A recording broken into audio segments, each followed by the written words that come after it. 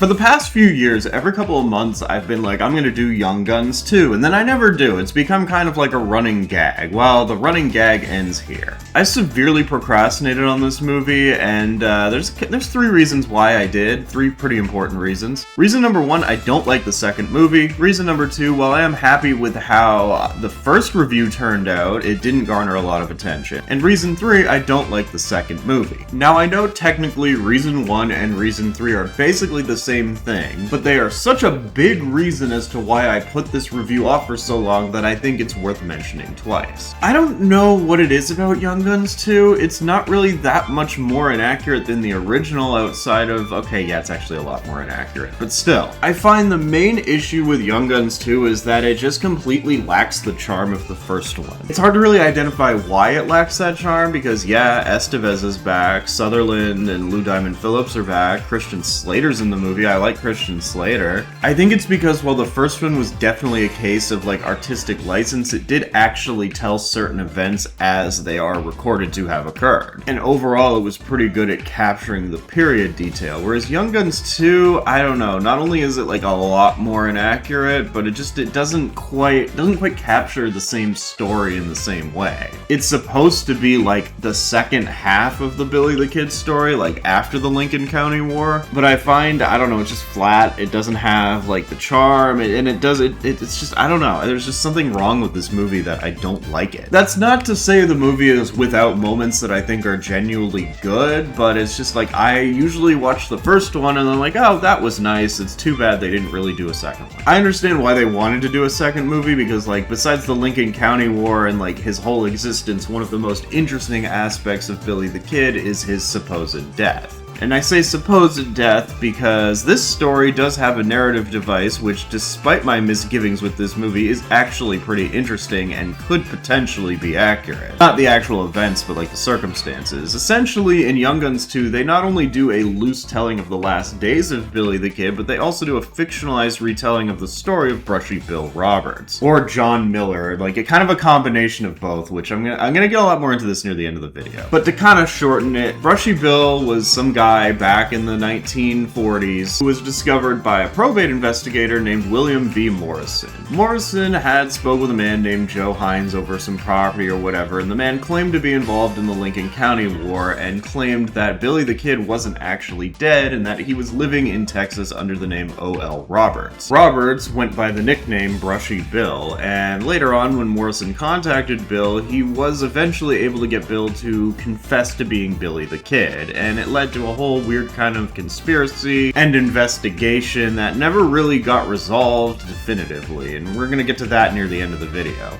Young Guns 2 opens up with Emilio Estevez in what's actually pretty good old man makeup, like riding in the desert, where he runs into somebody who's obviously supposed to be like this movie's version of William V. Morrison. I think he's a lawyer in this, but nevertheless, it's Bradley Whitford, the bad guy from Billy Madison and Get Out, and apparently Billy the Kid has reached out in order to get the pardon that he was promised back during the Old West. The only problem is, like, I think Estevez looks good. Like, he looks old, like to the point where it's like you can tell it's Emilio Estevez playing Billy the Kid, but it's kind of ambiguous, like where it's like you might think it's just some guy who's pretending to be Billy the Kid. The makeup looks good. Unfortunately, Emilio Estevez's old man voice is just kind of like he's overdoing it. It's a little comical, and at times it's hard to understand what he's saying. Billy the Kid was shot and killed by Pat Garrett. Everybody knows that. It's common knowledge. There are other lawyers around you, piece of chicken shit. Get back in your vehicle and drive before I make it 22 just for the goddamn hell of it.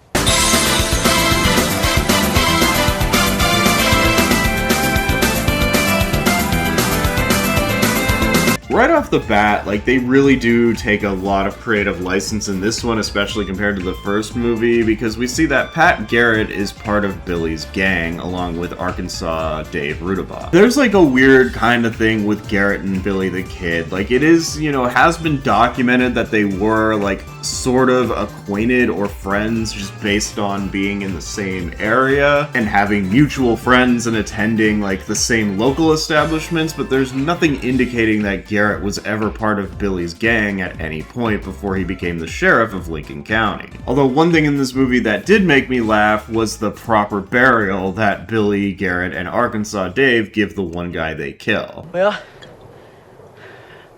should we give him a proper burial? Yeah, why not?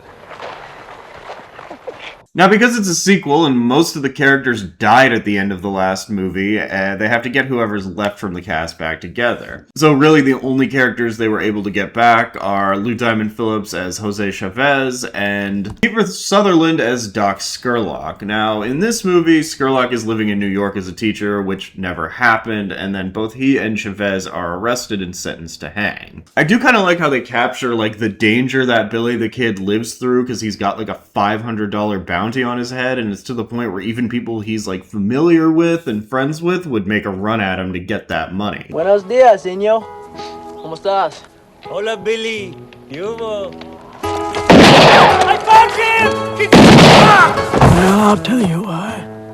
Because $500 cuts a lot of ties. Ah, damn it, Eno. Now, as I mentioned, since they got the two surviving characters back for this movie, they, they got what they could to get this movie kind of feeling like the original one, but they had to add some new characters. Now, it's interesting how they do this, though, because, like, Arkansas Dave, he joined up with Billy's gang a lot later, but the other two characters they introduced, William Henry French and Tom O'Folliard, were actually with the original Regulators gang. And now, none of these characters really do represent who they were in real life. For example, William Henry French is actually a combination of two different people from the Billy the Kid story, and Tom O'Folliard is kind of given this role as like a younger kid who looks up to Billy, who joins the gang, when in reality, Tom O'Folliard was like probably like around the same age as Billy. They're really just kind of like going into creative license as much as they can so that they can just make a movie. And the first one did do that, but the first one is also cited as one of the more accurate Billy the Kid movies, so it's kind of jarring that this movie is not very accurate and drifts kind of away. At least in terms of like certain things that happen, they did get other things right, it's just very fictionalized. I think the problem with Young Guns 2 more so is that it hinges more on telling the legend rather than the story. Which again, it's like, if you're gonna get away with making any sort of historical movie fictionalized, it's the Old West. Because like the story of Billy the Kid and other Old West stories are pretty contested. As Nelson Muntz said, "Hey, records from that era are spotty at best." aside from the inaccuracy, aside from it feeling more like the legend than the story, and aside from a lot of the problems I have with Young Guns 2, my main issue is that, like, it does not gel as cohesively as the first one, and it also doesn't fit. It feels very different in terms of its presentation, and it's kind of jarring to watch the two movies back to back, because you're seeing the difference between a late 80s movie and an early 90s movie. And yeah, it's kind of fucked up, because like there's only really a 2-year gap between the first and second movie, but the change is so noticeable, and I think that's because like how film grade was like different in that time frame. But it's more than just like the grade of film and how the movies look side by side. Like the overall presentation is very different. The first movie had a really cool score by Anthony Marinelli, and it was synthesized and kind of like 80s, but it did capture the feel of the Old West. It felt like they were putting an Old West movie in the 80s for the first time. Young Guns 2 had music by Bon Jovi with a score by Alan Silvestri, and I'm not gonna badmouth Alan Silvestri, but I hate Bon Jovi. But the overall problem with Young Guns 2 scores, it's very orchestral and kind of like epic, and it just kind of misses the point. And it sounds too different to the score from the first movie, which adds to the whole discord when you watch the first and second movie back to back. It's like, oh, okay, this does not feel the same at all. There's the odd Old West element here, like the main theme is a well-composed piece of music, it's not as good as Anthony Marinelli's score. I wouldn't have so much of a problem with how different the two movies were if, like, it was not a direct sequel. As I mentioned, Young Guns 2 is telling the other half of the story, and it is continuing telling the story that we saw in Young Guns, but it's just very different. And it's very story versus legend feeling, as I mentioned. Young Guns 1, even though it was, like, fictionalized, felt like it was telling the story of Billy the Kid, whereas Young Guns 2 feels like it's giving us the legend of Billy the Kid. What Young Guns 2 feels like is like the tall tale version, like the story of Billy the Kid that got broken telephone throughout time. And I do realize that yes, this is in general the story of Billy the Kid in pretty much every Old West story, but the first movie sold it better. It felt less like that was the case. It presents itself like hearsay and conjecture. And there's a reason that when they talk about more realistic depictions of Billy the Kid, the first movie comes up a lot, the second one not so much. And I'm not like a history buff, so like I don't know if History Buffs has done Young Guns. I would actually like to see him do these videos, but like I'm not going to sit here and just put fiction and history together, but I am going to acknowledge the fact that one movie is a little bit more accurate than the other, and one movie sells the legend a little better. The first movie has some pretty close approximations of how the Lincoln County War went down, and the second movie, well, as Commander Riker would say, it's a total fabrication. It never happened. It never happened. This one was invented by a writer. Not this time. It never happened. So Billy is just like getting real sick of the constant attempts on his life. Like he has a $500 bounty, which like $500 in like 1800s money, yeah, that's a lot of money. Like I'd go after someone for that, fuck. And in an attempt to like not get killed, Billy does go to speak with the governor to testify against the O'Driscolls, I mean the Murphy gang from the first movie, but he quickly finds out it was all a ruse. Now this part is actually somewhat factual. Billy the Kid was granted amnesty in exchange for a testimony against the Dolan-Murphy faction, and he did go to make a statement to testify against this group, but the governor, who had promised Billy the Kid a pardon, basically did not hold up his end of the deal, and was going to have Billy the Kid hung regardless. Hung, hanged, whatever it is. And this does depict one of Billy the Kid's many escapes from custody. And this whole story here does really bring into question a lot of details about Billy the Kid historically. In general, Billy the Kid does have a weird sort of perception. Some look at him as a heroic Robin Hood type figure who stood up against the establishment. Others look at him as a psychotic murdering criminal of the Old West. And in a sense, I think he leans towards one, but he has aspects of both. The stories and legends make it hard to determine which one exactly he was, but considering like the world he grew up in and his circumstances, he was an orphan who lost both of his parents to tuberculosis in the Old West. There's really no other way for him to have lived his life, so it's kind of hard to hold any of this against him. If what we know about the real story of Billy the Kid's like whole upbringing and what he grew up into is true, then it's kind of justifiable that he was the way he was. Now the movies don't really go into that in the first one or the second one. Like we are introduced to the character of Billy the Kid as a runaway, and we know that he has been surviving up to this point just barely, but we don't understand the real life circumstances as to why he is where he is. Like we don't really get to see that aside from an offhand mention. Now this movie plays more into the heroic aspect of the story, which I guess, you know, isn't entirely inaccurate because he is the victim of a corrupt system, but aside from a few key scenes in the first movie and this one, it's hard to really get a gauge on his nature. Like we're watching him as a hero. He's definitely an anti-hero, but like stories show that he kinda, I don't know. It's hard to really gauge what the real deal with Billy the Kid was, but Young Guns does play it up to make him more likable. And that's one of the key things about these movies, is that Emilio Estevez as Billy the Kid, even though he's crazy, even though he's a murderer, even though he's a jerk, is very likable. I know one day we're probably gonna maybe possibly get like an accurate Billy the Kid retelling, but I'm probably gonna be dead by the time it happens. I've been like trying to figure out what is it about Young Guns 2 that I don't like. Like I've mentioned the score, I've mentioned like that it deviates from what happened a lot, I've mentioned like how the film doesn't really fit with the first one and how it's presented, but I don't think that's really like, those aren't like the really sinking issues here. I think the difference is that Young Guns 2 is just not very fun and it's a little boring. The first movie had a fun feel to it. It had fun action, it had good performances, and like it had fun character moments. It was a little over the top, yeah, but it still managed to be very entertaining.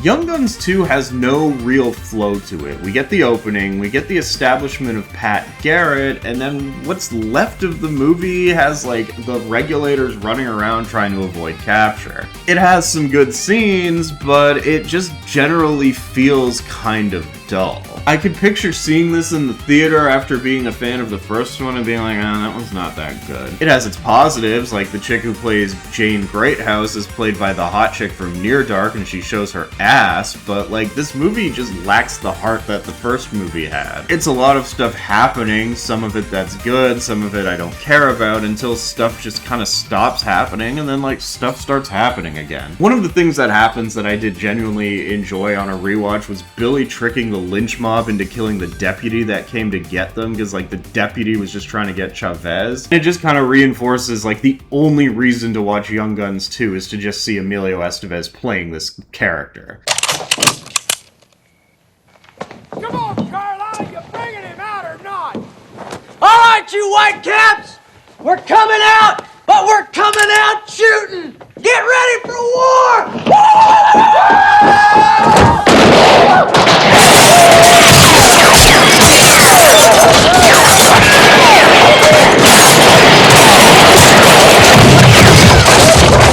Emilio is just so good at playing Billy the Kid that, like, when I picture Billy the Kid, that's who I picture. I picture Emilio, even if it is a fictionalized version. All the little bits of how Emilio plays him, where he's, like, cracking jokes, he's laughing at his own jokes, he's playing these, like, cruel tricks on people to kill him. Emilio Estevez excelled at playing Billy the Kid. That is, like, the best takeaway I can give for both these movies. It's just, he's very fun to watch.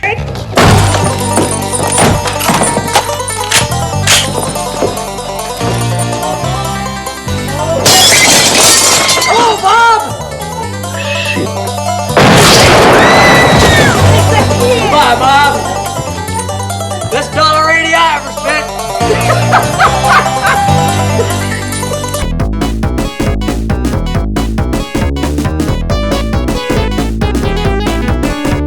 But you want to know who's not fun to watch in this movie is Kiefer Sutherland. Like, he returns as Doc Scurlock from the first movie. He was good in that movie, but in this movie, you can tell he is really not into this. Like, he did not want to do this movie. Apparently, he only agreed to do this movie if his character got killed midway through the movie. And, you know, that's fine, except for the fact that the real Doc Scurlock never was killed. He eventually moved to Texas, became a respectable citizen, and then lived until 1929 when he died of a heart attack at 80 years old. And I find that doing this is kind of disrespectful to the real man. It's like how the fucking Von Erich movie left out Chris Von Erich. I don't like that. That's the shit that bothers me. Changing up aspects of the story, sure, but actually, like, making someone's fate completely different for dramatic effect, I find is very disrespectful. It's like how Patch Adams made the best friend a woman and, like, a love interest. I don't know. Since many of the main characters died at the end of the first one, like I said, they had to fill out the cast. And Christian Slater playing Arkansas Dave Rudabaugh is actually very enjoyable to watch because he is such a piece of shit. He disrespects and is racist towards Chavez. No Mexicans. It ain't your gang, Dave. Mexican Indian, you son of a bitch. I'm sorry. You tell me something, Chavez. Was it the savages putting it to a Mexican whore, or was it an Indian whore putting it to the whole goddamn Mexican whore? Come on, And gets his ass beat for it. He's a coward, and he's really, like, not part of the group. He wants to be part of the group, he wants to be the leader of the group, but when shit goes bad, he's the first one to kind of get the hell out of there and leave everyone to die, so he's not a leader. Alan Ruck playing William Henry French is interesting, but it's a character that doesn't get enough screen time to really like him. He's supposed to be a guy who lost his farm and his wife, and is just joining the gang because he has nothing to do. And then, of course, I brought up Tom O'Folliard. Like, they made him a kid in the movie. He wasn't a kid in real life, but for the purposes of the narrative, they have him, like, looking up to Billy the Kid and thinking he's, like, super swell and tubular and wants to be like him or whatever. They made him a kid and aged him down, obviously to add some emotional weight to when he gets killed. Like, you feel bad because he's a kid, and that's whatever, but it's, like, it's kind of hard to just, like, you don't really get to know him. He doesn't get a lot of lines. He's just kind of there. You really shot me.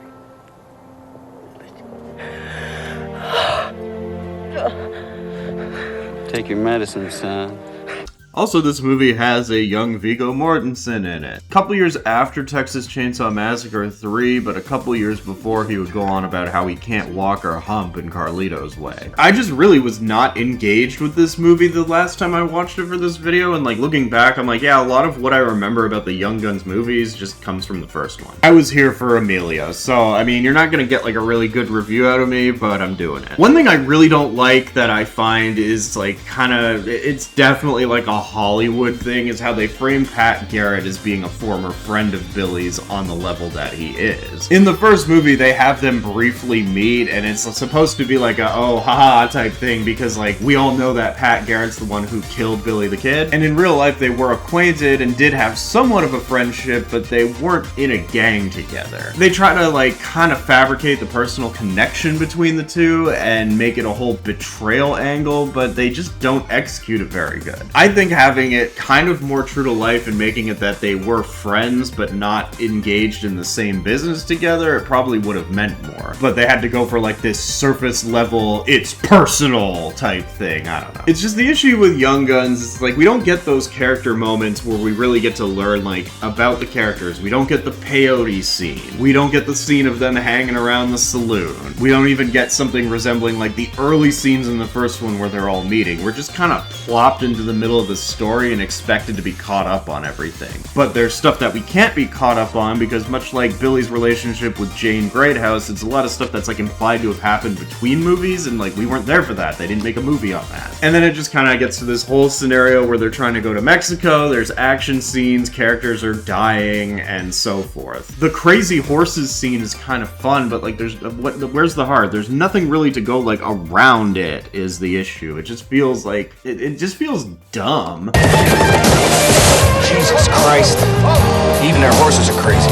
Although Arkansas Dave does make it to Mexico because he abandons the team, he gets his head chopped off. It's kind of funny. Now there's another glaring inaccuracy that like, I don't know, I kind of like how they did it, I don't like that it's completely incorrect. During the previous chase scene, Chavez catches a bullet, and he ends up going out to die, and I like how they do it, it's dramatic, the score is good, and like, I like Lou Diamond Phillips in this role. The problem is Jose Chavez did not die during this time period, he died of natural causes in 1924. And of course it does inevitably end with Billy the Kid confronting Garrett and his supposed death, but with the Brushy Bill framing being treated as fact for this movie, it hinges heavily on the implication that Pat Garrett let Billy the Kid go. I've always had a weird fascination with the story of Brushy Bill Roberts ever since I was a kid because of this movie. After the climax, we get like that rock music montage of the events of the movie, kind of like what was common back then. And it bothers me that they don't use any clips from the first movie, but whatever, I'm moving past it. But it ends with Brushy Bill going off into the sunset. Now, Brushy Bill Roberts eventually came forward and admitted that he was Billy the Kid. And it was disputed, and he was eventually discredited as a crazy person. Another man named John Miller from Arizona also did the same thing, but again, it was discredited, even his family denied it up until his death in 1938. The problem is that multiple attempts have been made to cross-reference DNA between both claimants with the alleged body of Billy the Kid, as well as that of Billy the Kid's mother, Catherine Antrim. Scientists or whoever wanted to do this to see if there was a match to get a definitive answer to this, and over the years the state of New Mexico has blocked any attempt to look into this. To this day, there have been legal battles, attempts at getting some sort of conclusive evidence via records, and it's just been insane to me that though the logically accepted story is that Pat Garrett killed Billy the Kid, it is still disputed and a big part of the overall legend. And the reason it's disputed is because the state of New Mexico does seem to be going out of its way to prevent any sort of conclusive evidence from being revealed. Which really does beg the question, did the state of New Mexico maybe cover something up? Did Billy the Kid get away? It's really fucked up, and like the farther and farther away we get from that time period, the harder it's gonna be for us to really prove it. Personally, I don't think either Bill or John Miller was Billy the Kid. If I had to guess, they might have been guys who knew Billy the Kid, may have been part of his gang and were taking credit for it, but I don't know. But that also doesn't mean that I think that Billy the Kid was killed.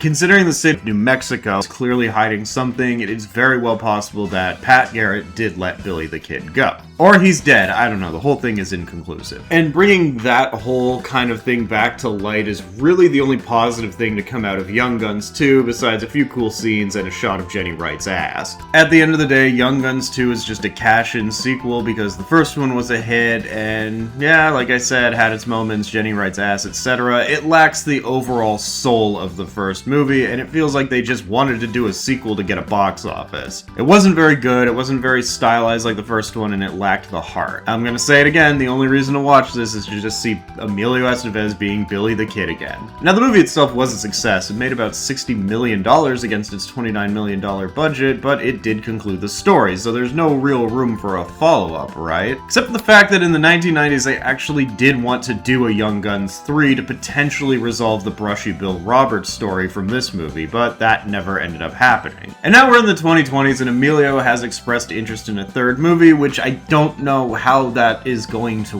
work, but whatever. Rumor had it as of March 2025, Emilio said that the movie was going to be shot in New Mexico at some point, but from this point forward, there's no real news on it. So I'm kind of just like praying that it doesn't happen. It's weird to me that they can take a movie like the first one and make it like this fun little like popcorn movie, and then the cash-in sequel just ends up being crap and completely misses the point of what made the first one so enjoyable. But hey, that's Hollywood. At this point in time, there is no more Young Guns movies, but the general idea of taking a true-to-life story of like a criminal or rebellious figure and sensationalizing it, fictionalizing it, and using hot young actors would live on. In fact, Christian fucking Slater was in 2 more movies that do that. He was in Robin Hood, Prince of Thieves, and then he was also in fucking Mobsters. Now, I'm never gonna do Robin Hood, Prince of Thieves because that would require me to sit through a fucking Kevin Costner movie, one that isn't The Untouchables, but Mobsters, I don't know, that might be one I might take a look at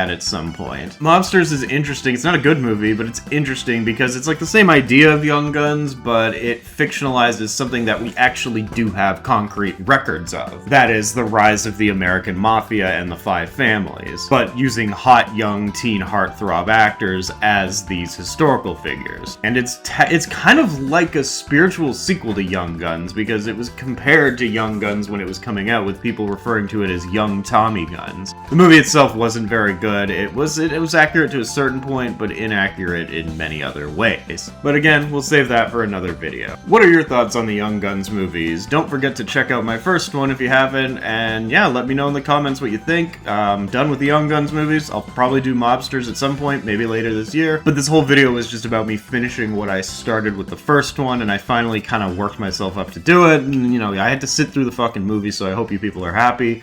Yeah, like, subscribe, share me with your friends. I will see you next time. Confined in prison in said Lincoln County by the sheriff of such county until on the day aforesaid he be taken from such prison to a suitable and convenient place of execution within said county, and there be hanged by the neck till he be dead, dead, dead. Now, do you have anything to say, young man? Yes, Your Honor, I do. You can go to hell, hell, hell.